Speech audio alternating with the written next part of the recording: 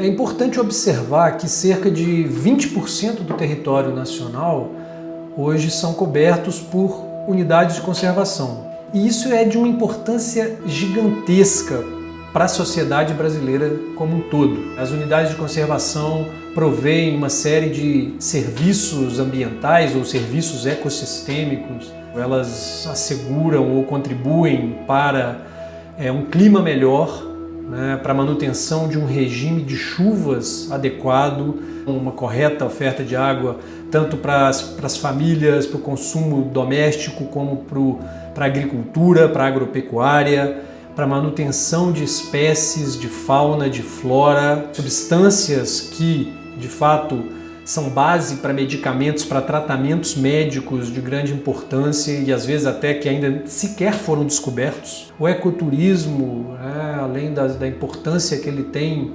para a qualidade de vida das pessoas, ele gera empregos, gera renda.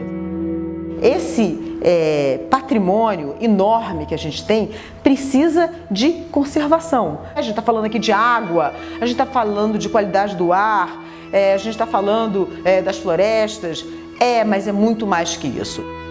Um conjunto de áreas protegidas precisa formar um sistema onde essas áreas dialogam umas com as outras. O SNUC, o que é o Sistema Nacional de Unidades de Conservação, ele é uma lei.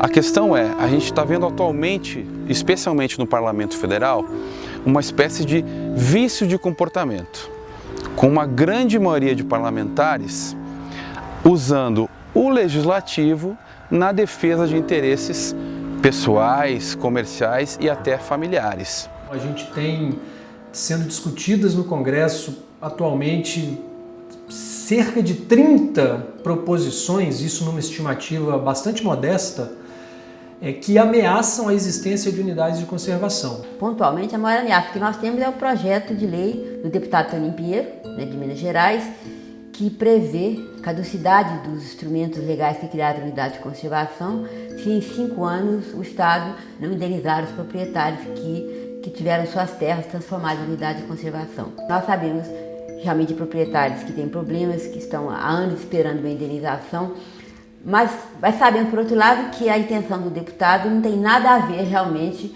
com os proprietários. Reportagem recente do site The Intercept denunciou um possível esquema envolvendo o autor do projeto, o deputado mineiro Toninho Pinheiro. Segundo a reportagem, caso o projeto seja aprovado, Toninho e outros políticos de sua família se beneficiariam economicamente com a desafetação de áreas de preservação na região da cidade de Ibirité. Então, ele está propondo um projeto de lei que vai afetar uma boa parte das unidades de conservação que não tem a sua situação fundiária resolvida, porque ele tem interesses imobiliários naquela região, e isso é absolutamente injustificável. E se a gente, como sociedade, não defender essas áreas vão acabar. Não existe nenhuma possibilidade de defender essas áreas sem a participação do povo brasileiro. A sociedade deve se preocupar com relação às unidades de conservação. Primeiro que é um patrimônio nosso. Como eu falei, não é do ICMBio, não é do governo, não é do governo do estado, é o meu parque. Isso a gente tem que ter isso. Nós nunca fizemos essa aproximação com a sociedade. Nós temos que abrir mais as unidades de conservação, os nossos parques e reservas à sociedade, através do turismo, do voluntariado, da pesquisa e do uso sustentável quando é permitido nas categorias. A sociedade tem que se manter vigilante, as associações, as ONGs, os indivíduos mesmo, nas suas redes sociais, tem que se manter vigilante no sentido de bloquear ou de pressionar os seus representantes para que não aconteçam retrocessos na legislação ambiental. A gente precisa ter essa participação da sociedade para poder avaliar isso e não deixar só esses grupos de pressão conseguirem avançar em parceria com parlamentos, esses parlamentares que são claramente inimigos do bem público. Eu acho que são atos de cidadania que a gente precisa fazer, entendendo as unidades de conservação como nosso patrimônio. Leia: Conhecimento e ação pelo meio ambiente.